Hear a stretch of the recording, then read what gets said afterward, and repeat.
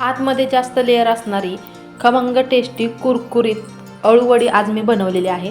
चॅनलवरती जर नवीन असाल तर प्लीज आपल्या चॅनलला सबस्क्राईब करायला विसरू नका। अशा वड्या बनवून तुम्ही प्रवासामध्ये पण घेऊन जाऊ शकता। 2 दिवस तरी त्या अजिबात खराब होत नाहीत, अशाच कुरकुरीत चांगल्या राहतात। तर ह्या वड्या मी कशा बनवलेल्या आहेत व्हिडिओ स्किप न करता शेवटपर्यंत नक्की पहा। चला तर पटकन वेळ न लावता मी रेसिपीला सुरुवात करते। सगळ्यात अगोदर बेसन पीठ घेतलेलं आहे आणि बेसन पीठ घेताना तुम्हाला किती वड्या बनवायच्या त्या प्रमाणानुसार बेसन पीठ घ्या। त्यामध्ये लाल तिखट घातलेलं आहे, 2 चमचे यामध्ये पांढरे तीळ घालायचे, त्यामुळे वडी एकदम टेस्टी होते। हळद घातलेले आहे 1 चिमूटभर। एकदम खमंग टेस्ट येण्यासाठी अर्धा चमचा जिरे पावडर वापरले, जिरे न घालता यामध्ये जिरे पूड घातलेले आहे। अर्धा चमचा धने पावडर घातले आणि आणखीनच याचा खमंगपणा वाढावा यासाठी यामध्ये अगदी थोडासा ओवा घातलेला आहे। वड्या थोड्याशा आतमधून अशा फुगल्या जाव्यात त्यासाठी 1 चिमूटभर सोडा घेतलेला आहे, खाण्याचा सोडा घालायचा आहे। सोडा जास्त घालायचा नाही, अगदी थोडासा घालायचा। त्यानंतर चवीनुसार मीठ आणि मीठ घातल्यानंतर हे चांगलं मिक्स करून घ्यायचे अगोदर। तसं पाहिलं तर अळूवडी बनवण्याचे बरेचसे प्रकार आहेत, आपण वेगवेगळ्या प्रकारे अळूवडी बनवतो आणि या अगोदर सुद्धा अळूवडीचे प्रकार मी तुमच्याबरोबर शेअर केलेले आहेत, माझ्या चॅनलवरती तुम्हाला नक्की पाहायला भेटतील। हे चांगलं मिक्स करून झाल्यानंतर यामध्ये थोडंसं पाणी घालायचं, कारण एकदम जास्त पाणी जर ओतलं तर हे पातळ होऊ शकतं, कारण बेसन पिठाला पाणी जास्त नाही लागत। त्यामुळे थोडंसं पाणी घालून हे चांगलं मिक्स करून घ्यायचे। तुम्हाला माझ्या रेसिपीज आवडतात का? आवडत असतील तर आपल्या चॅनलला लाईक करा, जास्तीत जास्त लोकांना शेअर करा आणि गायत्रीज किचन मराठी या आपल्या चॅनलला नक्की सबस्क्राईब करा। चॅनल सबस्क्राईब केल्यानंतर त्याजवळील बेल आयकॉनवरती क्लिक करा, नंतर ऑल ऑप्शन येईल त्यावरती प्रेस करा, म्हणजे माझ्या प्रत्येक रेसिपीचे नोटिफिकेशन सगळ्यात अगोदर तुम्हाला मिळेल, कोणतीच रेसिपी मिस होणार नाही। थोडंसं पाणी घालून हे असं घट्टसर जरासं भिजवून घ्यायचे अशा पद्धतीने, म्हणजे ते पानावरती व्यवस्थित बसतं। तर इथे आळूची पानं घेतलेली आहेत आणि हा देशी आळू आहे। आळूची पानं याची देठं काढून स्वच्छ धुवून मी पुसून घेतलेले आहेत आणि पानं चरचरू नयेत यासाठी पानांच्या पाठीमागं ज्या जाडसर शिरा असतात त्या सुद्धा काढून टाकलेत। आता यावरती हे जे घट्टसर भिजवलेलं पीठ आहे ते व्यवस्थित असं पसरून घ्यायचं।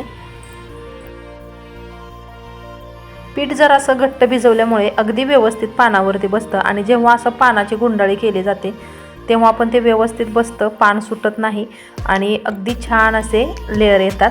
त्यामुळे थोडंसं पीठ घट्टसरच भिजवायचे। आणि आज बघा मी जरा वेगळ्या पद्धतीने पान दुमडलेलं आहे। आता या दुमडलेल्या भागावरती अजून थोडंसं बेसन पीठ लावून घ्यायचं। आज मी दोन्ही पद्धतीनं वड्याची पानं कशी दुमडतात हे तुम्हाला सांगणार आहे। पूर्ण वरच्या साईडने पीठ लावून झाल्यानंतर अजून हे पान दुमडायचे आणि दुमडलेल्या भागावरती सुद्धा अजून बेसन पीठ लावायचं आणि नंतर अजून एकदा दुमडायचं, म्हणजे रुमालासारखी घडी याची बनवलेली आहे मी। ही एक पद्धत झाली आणि दुसऱ्या पद्धतीने पण तुम्हाला दाखवणार आहे। अशा पद्धतीने एकदम पॅक करून घ्यायचे, म्हणजे तेलात जरी हे पान असं सोडलं तरी अजिबात वडी सुटू शकत नाही। दुसऱ्या पद्धतीने बनवण्यासाठी बेसन पीठ लावून घेतलेलं आहे पानाला आणि हे पान असं गुंडाळी करत दुमडायचं आहे। आणि यामध्ये पहा एकच पान मी घेतलेलं आहे, एक पानाचाच वापर केलाय। अशा पद्धतीने सगळ्या पानांना पीठ लावून घेते। सगळ्या पानांना पीठ लावून घेतलेलं आहे आणि ही पानं तुम्ही आता तळून घेऊ शकता किंवा चाळणीमध्ये उकडून घेऊ शकता तुमच्या आवडीनुसार। तर आजच्या वड्या जे आहेत ते मी तळून घेणार आहे, अगदी पटकन होतात आणि एकदम कुरकुरीत खुसखुशीत होतात। तेल एकदम चांगलं कडकडीत झाल्यानंतर गॅसची फ्लेम मीडियम ठेवायची आहे आणि त्यानंतर तेलामध्ये वड्या सोडायचे। अगदी कमी तेलामध्ये वड्या तळून घेणार आहे, कारण जास्त तेलाचा वापर नाही करणार यामध्ये, वड्या बुडतील इतपतच तेल घेतलेलं आहे। माझ्या चॅनलवरती तुम्हाला नवीन जुन्या पारंपरिक अगदी सगळ्याच प्रकारच्या रेसिपीज पाहायला भेटतील।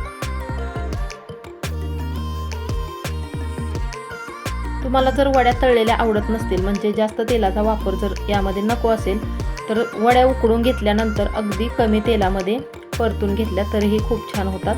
त्या अगोदर जी अळूवडी मी बनवली होती त्याची रेसिपी जर तुम्ही पाहिली नसेल तर त्याची लिंक मी तुम्हाला डिस्क्रिप्शन बॉक्समध्ये देते।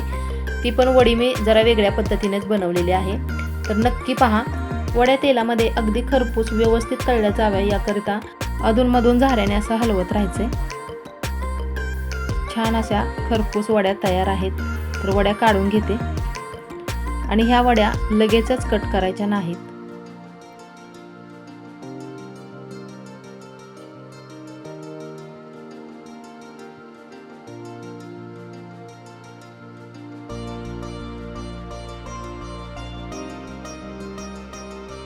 वड्या चांगल्या थंड झाल्यानंतरच कट करून घ्यायच्या. बघा लेअर किती छान सुटलेत आतमध्ये. तरी एक पानाचाच वापर मी यामध्ये केलेला आहे. तरी सुद्धा एकदम छान असे राऊंड शेपमध्ये लेअर आलेत आणि कट करताना पण अशा पद्धतीने कट करून घ्यायचे.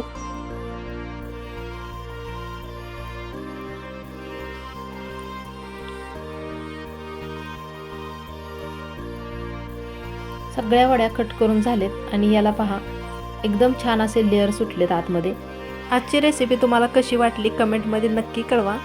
लवकरच भेटूया उद्याच्याच नवीन एका छानशा रेसिपीसोबत. तोपर्यंत आनंदी राहा, खुश राहा, मजेत राहा आणि असंच काहीतरी नवीन आणि पौष्टिक बनवून खात राहा. धन्यवाद.